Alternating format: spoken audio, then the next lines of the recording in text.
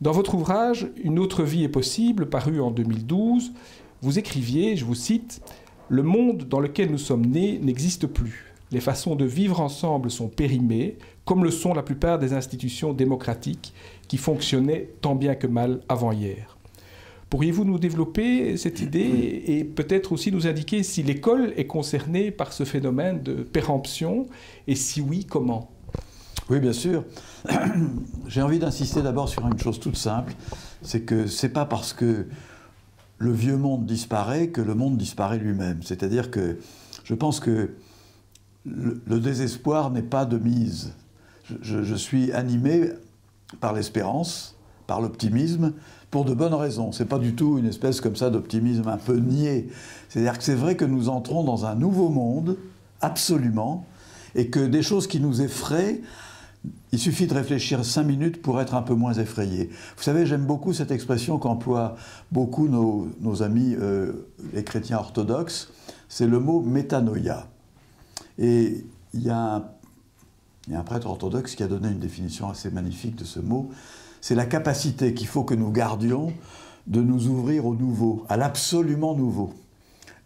Non pas comme si on s'ouvrait à la catastrophe, mais comme si on s'ouvrait à l'espérance. Alors, c'est vrai, si on s'en tient aux apparences, vous l'avez dit, et je le répète, toutes nos institutions sont en crise, y compris l'Église, y compris l'école. Mais quand on réfléchit à l'incroyable mutation que nous sommes en train de vivre, ça serait bien le diable qu'elle ne soit pas en crise. C'est la moindre des choses. Nous passons à un autre monde. C'est vrai que j'ai travaillé maintenant une bonne vingtaine d'années pour essayer de comprendre ce qui nous arrive, en gros, quoi. J'ai fait un projet, j'ai fait une série de livres qui s'appelle « Enquête sur le désarroi contemporain », en essayant de répondre à la question « Est-ce que c'est la fin du monde ou qu'est-ce qui nous arrive ?» Et en fait, je pense que nous vivons 5 grandes mutations en même temps. Formidables.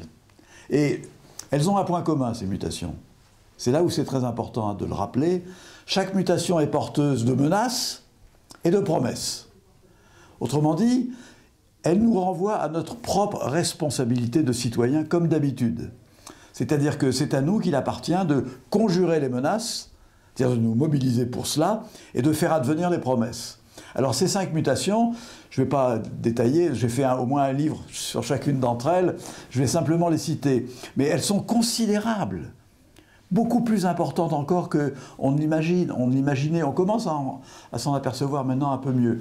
Première mutation, c'est toute simple, c'est la mutation géopolitique. Le monde occidental n'est plus le centre du monde. Nous avons été, pendant 4 ou 5 siècles, nous, Occident, c'est-à-dire l'Europe plus l'Amérique récemment, nous avons été le centre du monde, le centre de la modernité qui rayonnait sur ce qu'on appelait la périphérie, c'est-à-dire les anciennes colonies, etc. Mais ça veut dire qu'on définissait la modernité par rapport à nous. Ça n'est plus le cas. Regardez comme de grandes civilisations qui étaient somnolentes et tout se réveille. Je pense à la Chine, je pense à l'Inde, je pense à quantité d'autres. Autrement dit, nous entrons dans un monde de partage où nous n'avons plus, entre autres, le monopole de la puissance. Nous ne sommes plus la superpuissance qui peut régner sur le monde. C'est une mutation gigantesque. Toutes les actualités de politique internationale que vous voyez tous les jours, ou vous entendez, doivent se lire avec cette référence.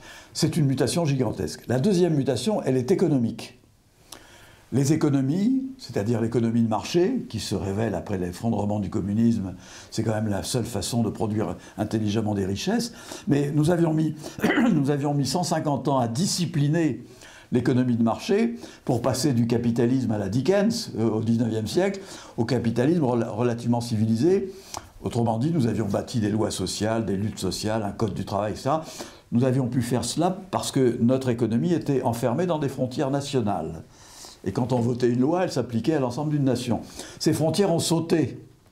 C'est-à-dire que l'économie s'est mondialisée. Nous entrons dans ce qu'on appelle la mondialisation, qui est à la fois une promesse, parce que grâce à cela, il y a des centaines de millions de gens dans l'hémisphère sud qui sont sortis de la misère, et une menace, pour l'instant pour nous, parce que regardez comme nous sommes soumis à des concurrences, etc. Ça veut dire que tout d'un coup, la donne concernant l'économie s'est transformée. D'où ces crises politiques à répétition. Regardez, on a un gouvernement de gauche en France qui fait une politique de droite, ça veut dire qu'ils ne savent plus très bien où ils en sont.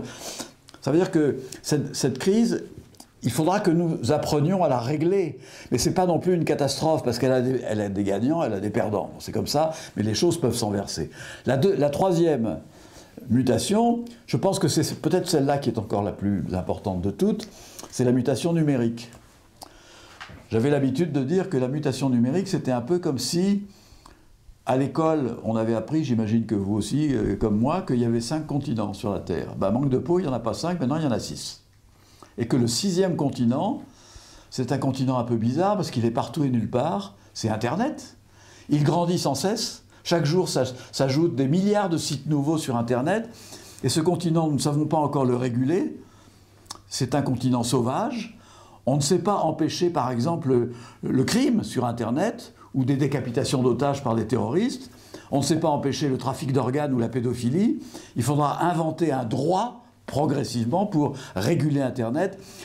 Mais en tout cas, c'est un continent qui devient de plus en plus important parce que toutes les activités humaines ont tendance à quitter la terre ferme pour aller s'installer sur le 6e continent. Et des activités, au début on s'est dit, il y a des activités importantes qui sont déjà, la finance par exemple. La finance, les marchés financiers, c'est sur Internet. Donc les gouvernements sont bien en peine de réguler les marchés financiers. Mais regardez comme maintenant, toutes les professions, les unes après les autres, s'installent sur Internet et se transforment. Regardez la question des taxis.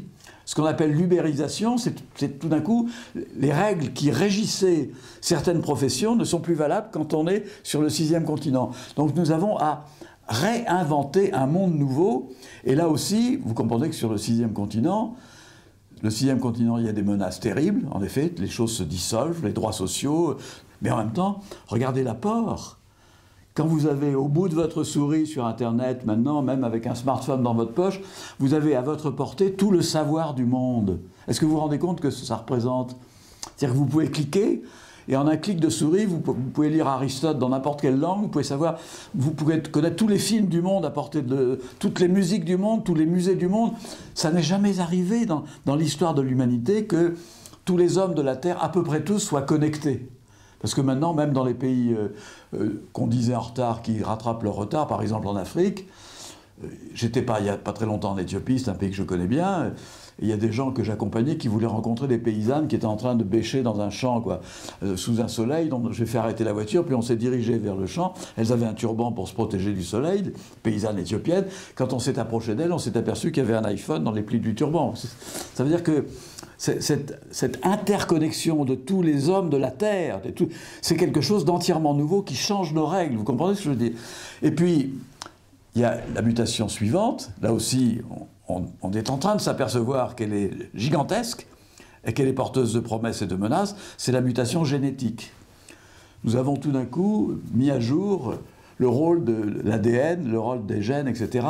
Ça veut dire que nous sommes en mesure, je ne vais pas m'attarder là-dessus parce que vous avez bien compris, mais nous sommes en mesure d'intervenir dans l'histoire de l'humanité, c'est la première fois, pas seulement sur le monde, mais sur la vie elle-même, sur la définition de la vie, sur la procréation, sur la reproduction des êtres vivants, qu'ils soient végétaux ou animaux. Nous sommes capables d'inventer de nouvelles espèces.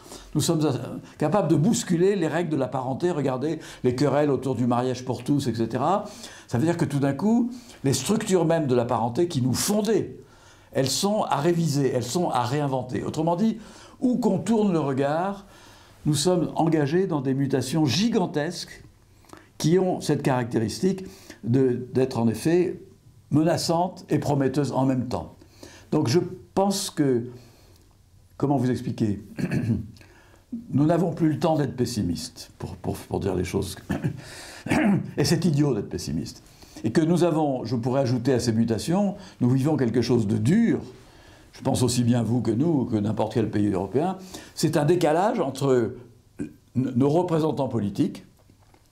Il ne faut pas leur en vouloir, mais ils sont encore dans l'ancien monde, et ils raisonnent comme si l'ancien monde était encore là.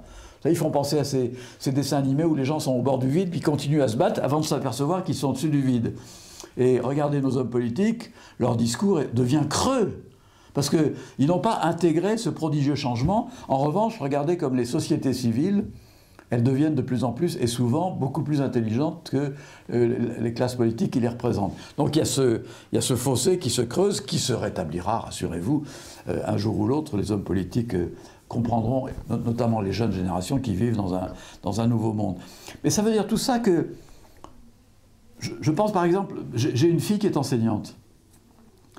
Et c'est vrai qu'on connaît une crise de l'école grave à cause de tout ça. Parce que l'école, maintenant, elle est concurrencée par quantité d'informations qui viennent d'ailleurs. Vous savez qu'on a calculé que les adolescents passent 2 fois plus de temps devant leurs écrans qu'à l'école. Quand je dis leurs écrans, c'est leur smartphone, leur télévision, etc. C'est-à-dire que l'école, c'est un petit endroit où on dispense du savoir, mais qui est concurrencé par le savoir qui arrive de partout ailleurs. Et ça veut dire que l'acte éducatif doit être réinventé. Et c'est un chantier formidable. Et il se trouve que, bon, voilà, j'ai une fille qui n'est pas pessimiste, qui adore son métier, qui trouve que c'est dur, mais qui est assez excitée de participer à la réinvention de l'acte éducatif. Je pourrais vous faire ce raisonnement à propos de toutes les institutions. Voilà.